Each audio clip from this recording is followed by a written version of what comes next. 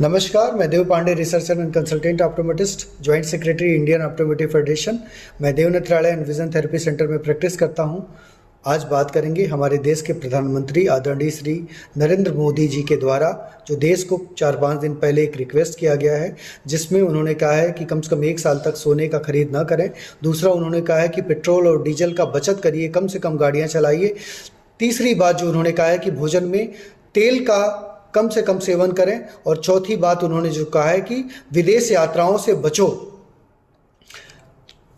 इसमें उनके कहने का जो तात्पर्य है, यह वीडियो कोई राजनीतिक नहीं है, कोई पॉलिटिकल नहीं है, किसी पार्टी का नहीं है, लेकिन बात राष्ट्र की है, बात परिवार की है। तो परिवार भारतवर्ष है, एक बड़ा परिवार है और हम सभी को संयम रखना है। कभी विपदा आए, दुख आए तो परिवार में जैसे चीज़ों का परहेज करते हैं, कम से कम चीज़ों को बचाते हैं, धन को बचाते हैं, उसी प्रकार का ये समय है।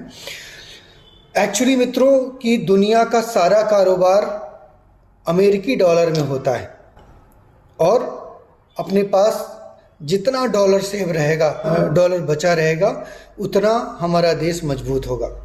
अब सोने की खरीदारी क्यों कम करना या ना करना साल भर, क्योंकि करीब हर साल $72 बिलियन के करीब का सोना हमारे देश में खरीद के आता है और हमारे घर में वो प्रिजर्व रहता है। दूसरा, हर साल करीब $175 बिलियन का क्रूड ऑयल हमारे देश में आता है और यह सबसे एसेंशियल चीज़ है। इसमें हमको क्या करना है कि कम से कम अगर ज़रूरत नहीं है तो पैदल चलें, जैसे सब्जी लाने के लिए, जिम जाने के लिए, स्टेडियम जाने के लिए, खेलने कूदने के लिए। जहाँ पर आप परहेज़ कर सकते हैं उन जगहों पे परहेज़ करें। जहाँ एसेंशियल ना हो वहाँ पे गाड़ी न चलाएं। आप चाहें तो जो आपके बच्चे स्कूल जा रहे हैं, कॉलेज जा रहे हैं, उनको आप कह सकते हैं कि तुम साइकिल से चले जाओ, पैदल चले, ई रिक्शे से चले जाओ। यानी हम यहाँ पेट्रोल को बचा सकते हैं।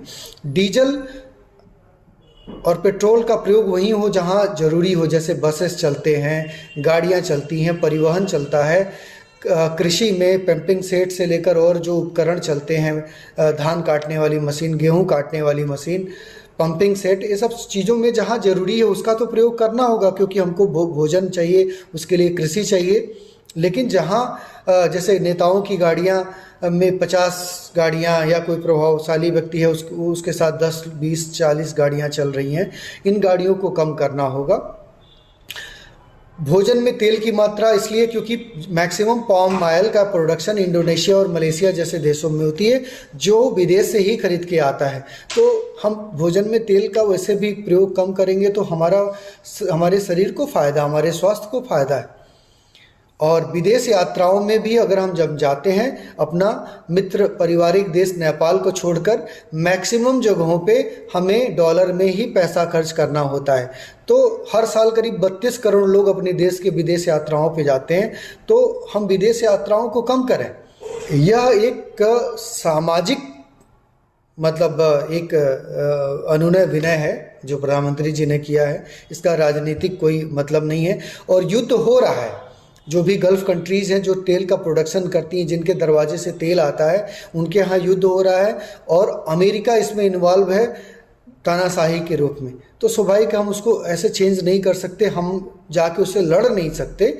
तो हम संयम बरत सकते हैं, अपने आप को बचा सकते हैं। पॉजिटिव चीज़ें 1-2 दिन से देखने को मिल रही है कि हमारे देश के जो आदरणीय प्रधानमंत्री जी हैं, उनके गाड़ियों में 10-15 गाड़ियों का जो काफिला चल रहा था, उसमें उन्होंने सिर्फ 2 गाड़ियां कर दी है।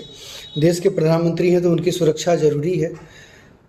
और अभी मैंने देखा कि कितने जो पुलिस अधीक्षक हैं, यहाँ तक कि मध्य प्रदेश हाई कोर्ट के जो जज हैं वो साइकिल से गए हैं। कितने एसपी हैं, जो डीएम हैं, जो साइकिल पे शिफ्ट हो गए हैं। यानी जो हमारे पढ़े लिखे लोग हैं, डॉक्टर्स हैं, इंजीनियर्स हैं, समाज के कुछ प्रबुद्ध लोग जो बाइक का प्रयोग कर रहे हैं या साइकिल का प्रयोग कर रहे हैं, उन्होंने अपनी 4 पहिया गाड़ियाँ या जो उनके साथ 2-4 गाड़ियाँ चलती हैं उनकी संख्या कम कर दी है।